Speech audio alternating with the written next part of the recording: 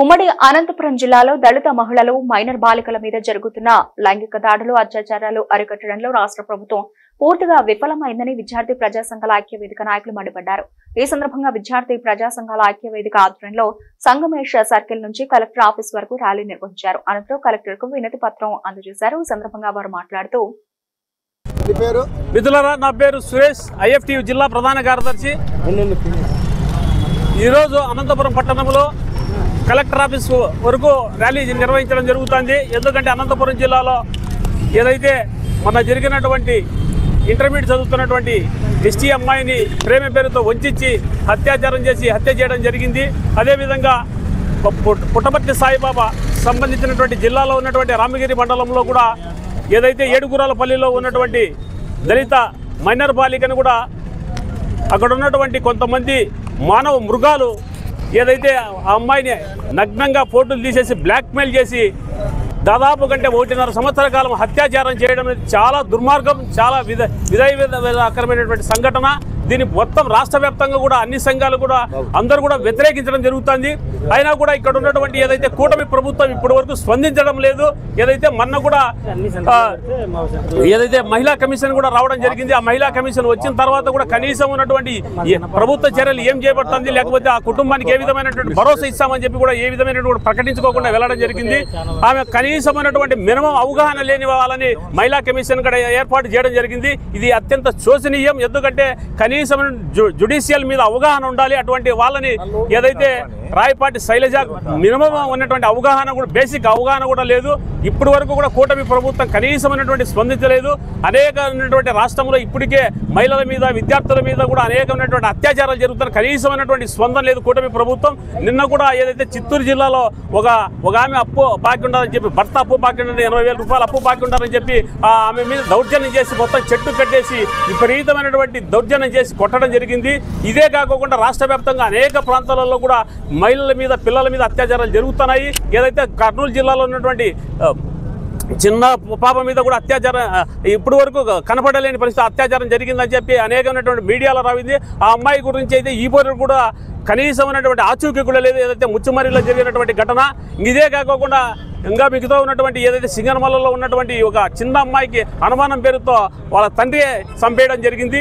ఈ రోజు కూడా అనంతపురం పట్టణంలో ఏదైతే ఒక ముస్లిం సంబంధించినటువంటి ఒక వ్యక్తి తన బామర్ది సంబంధించినటువంటి పాపని సాక్కుంటానని చెప్పి ఆ అమ్మాయిని తీసుకొచ్చి ఇంట్లో ఉంచుకొని దాదాపు కంటే 2 ఏళ్ళు పెట్టుకొని ఆ అమ్మాయిని కూడా ప్రెగ్నెంట్ చేసి దాదాపు అంటే 6వ నెల అని చెప్పడం జరుగుతుంది. ఈ విధమైనటువంటి అత్యాచారాలు హత్యలు జరుగుతాయని కూడా కనీసమైనటువంటి స్పందన లేదు. ఎందుకంటే గతంలో కూడా ప్రతిపక్షంలో ఉన్నప్పుడు చంద్రబాబు నాయుడు కానీ, లేకపోతే లోకేష్ కానీ, లేకపోతే డిప్యూటీ సీఎం కానీ, లేకపోతే ఏదైతే ఇప్పుడు ఉన్నటువంటి హోంశాఖ మంత్రి అనిత గారు కానీ అనేక విషయాలు కూడా చెప్పడం జరిగింది. ఏదైతే ఒక తుపాకీలో తూటాలు ఏ విధమైనటువంటి పేలుస్తారో ఆ విధమైనటువంటి మాటలు పేల్చడం జరిగింది.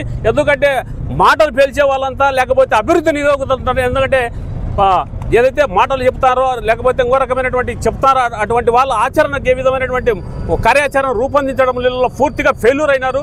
ఇప్పటికే ఈ రాష్ట్రంలో కూడా అనేక ప్రాంతాలలో కూడా జరుగుతున్నాయి. వాటి మీద కనీసమైనటువంటి స్పందన కూడా లేదు. గతంలో ఏదైతే గంజాయి కానీ లేకపోతే మద్యం కానీ పెద్ద ఎత్తున జరిగే అసాంఘిక కార్యకలాపాలు కానీ మహిళల మీద జరుగుతున్నాయి. వాటిని నిరోధిస్తామని చెప్పినటువంటి రాష్ట్ర ప్రభుత్వం ఈరోజు అధికారం లేకొచ్చిన తర్వాత ఎక్కడ చూసినా మద్యం షాపులు ఉన్నాయి, ఎక్కడ చూసినా కూడా గంజాయి దొరుకుతుంది. పోలీసులు కూడా వీటిని అరికట్టడంలో పూర్తి వైఫల్యం చెందుతున్నారు. అనంతపురం పట్టణంలో కూడా మొన్న ఉన్నటువంటి ఒక వారం క్రితం కూడా సిఐ గారు మాకు కూడా చెప్పడం జరిగింది. దాదాపు కంటే 25 కిలోల గంజాయి దొరికిందని కూడా చెప్పడం జరిగింది. అంటే 25 కిలోల గంజాయి దొరికిందంటే అనంతపురం పట్టులో ఎంత పెద్ద ఎత్తున ఈ గంజాయి విక్రయాలు జరుగుతాయి అనేది కూడా జిల్లా వ్యాప్తంగా గుంతకల్ ప్రాంతంలో కూడా విపరీతమైనటువంటి గంజాయి దొరకడం జరుగుతుంది. కానీ వీటిని పోలీసులు కానీ ఇంటెలిజెన్స్ కానీ అన్ని తెలిసినా కూడా ఈ బోధులు కూడా పట్టించుకోవడం లేదు. కాబట్టి ఇదే కాకుండా రాష్ట్ర వ్యాప్తంగా ఇప్పటికే కూటమి ప్రభుత్వం ఈ 12 నెలల కాలంలో దాదాపు అంటే 188 మందిని అత్యాచారాలు జరగడం జరిగింది. దాదాపు కంటే హత్యలు దాదాపు కంటే ఇంకా సంబంధించిన 35 మందిని కూడా జరగడం జరిగింది అత్యాచారాలు చేసి. కాబట్టి రోజు కనీసం అంటే 2 మీద మహిళల మీద అత్యాచారాలు చేసి చంపడం అనేది జరుగుతుంది. అయినా కూడా హోంశాఖ కనీసమైనటువంటి స్పందన లేదు. ఈ అనంతపురం జిల్లాలో జరిగిన ఘటన మీద కూడా ఈ రోజును కూడా స్పందించుకోకుండా అంటే ఇది నిజంగా కూటమి ప్రభుత్వం యొక్క దౌర్భాగ్యము. భవిష్యత్తులో మాత్రం పెద్ద ఎత్తున ఈ కూటమి ప్రభుత్వానికి బుద్ధి చెప్తారని ప్రభుత్వాన్ని హెచ్చరిస్తున్నాం.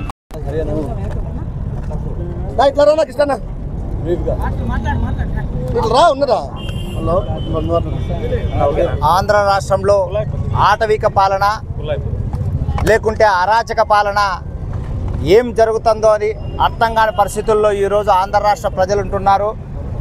మరి కూటమి ప్రభుత్వం అధికారంలోకి వచ్చిన తర్వాత మహిళలని బాలికల్ని టార్గెట్ చేసుకొని అత్యాచారాలు చేస్తూ దాడులు చేస్తూ బరి తెగించే విధంగా జరుగుతున్నటువంటి ఈ దారుణాలపై కూటమి ప్రభుత్వం అరికట్టడంలో కానీ అడ్డుకట్టు వేయడంలో కానీ పూర్తిగా విఫలం జరుగుతుందని చెప్పి మరి ఇప్పటికైనా ఈ దారుణాలు ఘోరాలు ఆపాలని విద్యార్థి ప్రజా సంఘాల ఆధ్వర్యంలో ఈరోజు జిల్లా కలెక్టర్ కార్యాలయం వరకు ర్యాలీ నిర్వహించడం జరుగుతుంది.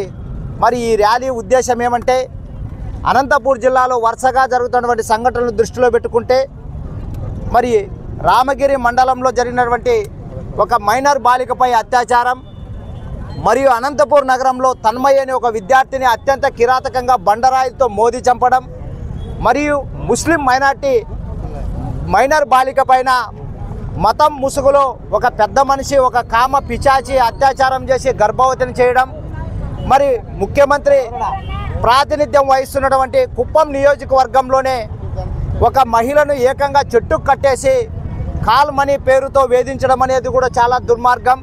మరి విశాఖపట్నం, రాజమండ్రి మరియు గుంటూరు, బాపట్ల లాంటి చాలా ప్రాంతాల్లో ఇప్పటికే కొంతమంది మూకలు ఈ మహిళల పైన అసభ్యకరంగా దారుణంగా ప్రవర్తించడం అనేది చాలా సిగ్గుచేటు.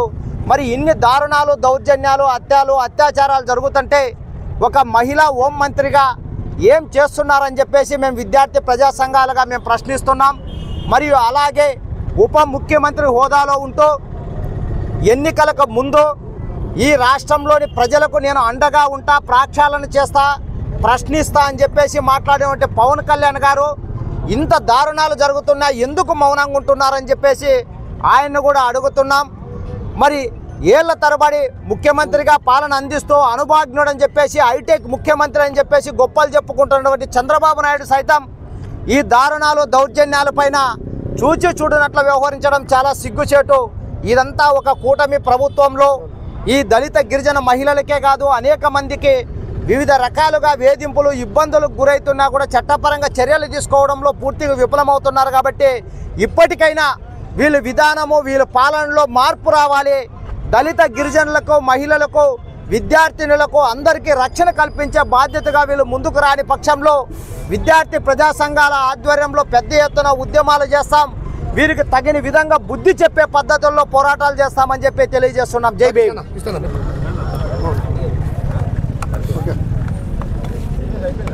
మిత్రులారా, రాష్ట్ర ప్రభుత్వం ఏర్పడి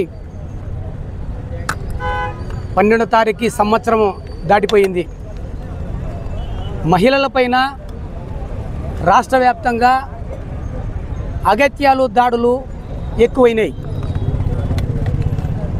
కూటమి ప్రభుత్వము ఎన్నికల మేనిఫెస్టోలో మహిళలకు ప్రాధాన్యత కల్పిస్తామని చెప్పేసి ఆ రోజు చెప్పినటువంటి ఎన్నికల వాగ్దానం ఏమైంది?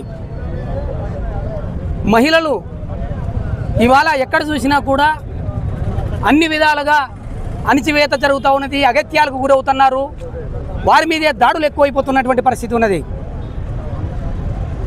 సత్యసాయి జిల్లాలో రామగిరి మండలంలో 7 గుర్రాలపల్లిలో 2.5 సంవత్సరం పాటు 8వ తరగతి చదువుతున్నటువంటి అమ్మాయిని అఘాయిత్యం చేసినారు అంటే పోలీసులు వైఫల్యం కాదని చెప్పేసి వాళ్ళని సభాముఖంగా నేను తెలియజేస్తున్నాను. వాళ్ళని ఎందుకు 2.5 సంవత్సరం నుంచి మీకు ఇంటెలిజెన్స్ రిపోర్ట్ ఉంటుంది కదా, మీరు అక్కడ ఉన్నటువంటి ఎస్ఐ కానీ సిఐ గారిని బాధ్యత వహించి సస్పెండ్ చేయించాలని చెప్పేసి ఇవాళ నేను డిమాండ్ చేస్తూ ఉన్నాం.